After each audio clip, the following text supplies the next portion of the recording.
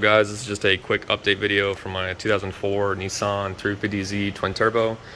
The last time you guys saw the car, it had blown head gasket. I was taking it apart, getting ready to remove the engine and kind of just go through it, replace the head gasket, put it back together and run the car like that. But since then I kind of went crazy with it. I ended up building the motor. It has wide-scale pistons, 9.5-to-1 compression ratio, Eagle rods, obviously replaced the bearings. Went with, it still has a stock crank and stock sleeves. I didn't plan on going like over 800 to the wheel, and if I wanted to go upwards of that, I would have to replace the turbos. I ended up replacing the seals in the turbos and kind of just rebuilding them to make sure that they're 100%. Besides that, it has C8 racing cams from JWT, and I went through the whole fuel system with a PTFE fuel line, custom fuel pump hanger, can support up to 2 fuel pumps. Right now I just have 1 pump, a Hellcat, and that's more than enough for right now, just considering I'm on 93.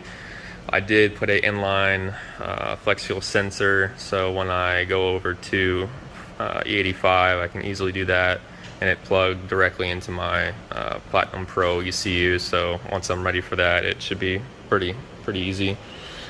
Besides that, I recently changed the Greddy catch can over to this one. I can't remember which company I bought it from, but if you guys want to know, just leave me a comment and I'll track down what the company's name was. Also went with a Mishimoto coolant overflow reservoir, and a can't remember who made this one either, but it's a just a steering fluid reservoir. I think it makes the whole engine bay look a lot nicer. Besides that, I went over and changed the clutch out with a 6-puck, and it has a JWT light and flywheel, so it's really rev happy. I got the car tuned in Florida by Z-Tuner. If you guys need any Haltech standalone like tuning with like 300 ZX 350s or anything like that, the guy is super knowledgeable. Just hit him up. It's called Z-Tuner, and he's based out in Florida. He really helped me dial the car and got a lot of things plumbed correctly, because I had some vacuum line issues when I first got the car running, and we were able to solve all those little issues. Besides that, we got it was dynoed there at 6 psi, which was just wastegate, and it made 400 to the wheel. I recently upgraded the boost controller. I had an independent unit before, and now I swapped to the Haltech solenoid, so now my ECU controls all the boost rather than just an independent unit, so I can do closed loop boost control, which is always nice. And now I'm at 12 pounds.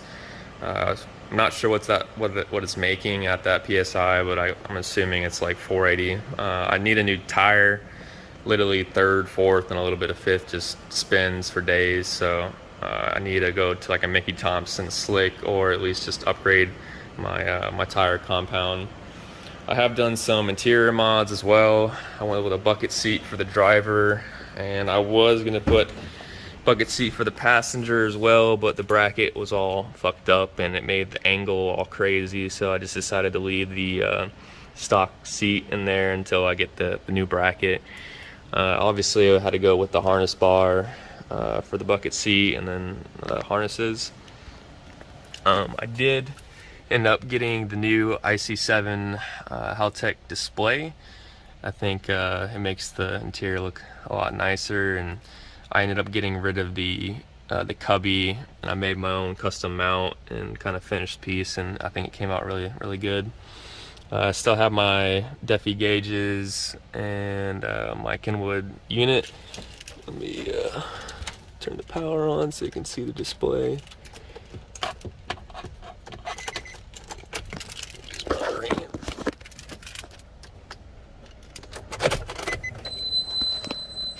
But as you can see, the display sees literally everything the ECU does, so any type of sensors that engine would see, or sorry, the ECU would see, you can view the readings on the display, and it has a bunch of different pages you can select from, any layouts, literally anything and everything you want.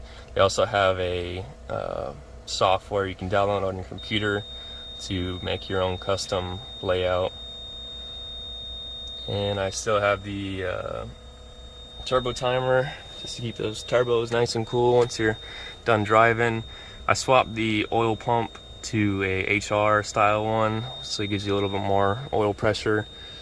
Besides that, that's all I've done to the interior. I'm just trying to keep it clean. Trying to keep all my door cards and all of my plastics because I want it to look a lot cleaner. I don't need it being all ragged out. So at this point, I just really need to drive the car.